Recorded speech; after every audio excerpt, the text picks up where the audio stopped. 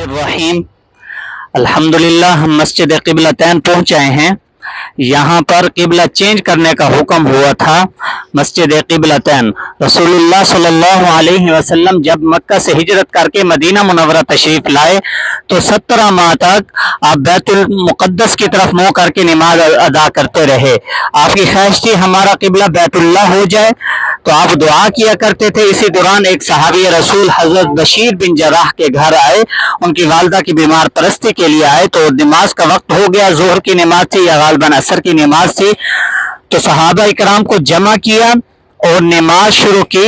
2 رکعت نماز ادا کر لی، 2 باقی تھے۔ جب کھڑے ہوئے تو کبھی اوپر دیکھتے کبھی نیچے دیکھتے، تو اسی دوران وہی نازل ہوئی۔ قرآن پاک کی آیت ہے بسم اللہ الرحمن الرحیم قد نرى تقلب وجهك في السماء فلنولينك قبلة ترضاها فول وجهك شطر المسجد الحرام۔ حکم ہوا اے نبی اپنا چہرہ مبارک پھیر لیجئے بیت اللہ کی طرف، تو رسول اللہ صلی اللہ علیہ وسلم نے اپنا چہرہ مبارک بیت اللہ کی طرف پھیر لیا۔ اس کے بعد مسلمانوں کا قبلہ بیت اللہ ہو گیا۔ یہاں پر ہم تحیت المسجد کی نیت سے 2 رکعت نماز نفل ادا کریں گے اور دعا کریں گے۔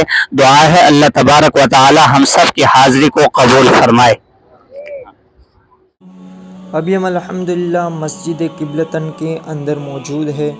یہ مسجد زیادہ اسی لیے جانی جاتی ہے کہ اسی مسجد میں میرے اور آپ کے پیارے نبی صلی اللہ تعالیٰ علیہ وسلم کو نماز پڑھتے وقت وحی نازل ہوئی تھی، اور اسی وقت سرکار صلی اللہ تعالیٰ علیہ وسلم نے مسجد اقصیٰ سے چہرہ گھما کر مسجد حرم کی طرف چہرہ کر لیا تھا۔ اسی لیے مسجد اقصیٰ کو مسلمانوں کا قبلہ اول کہا جاتا ہے۔ ابھی ہم مسجد کی زیارت کریں گے، اور اب آپ زائرین ہمارے ساتھ بنے رہیے اور ہماری یوٹیوب چینل المدینہ ٹورز کو سبسکرائب کیجیے۔ ایسی ہی ویڈیو آپ کو آتی رہیں گی اور معلومات ملتی رہے گی۔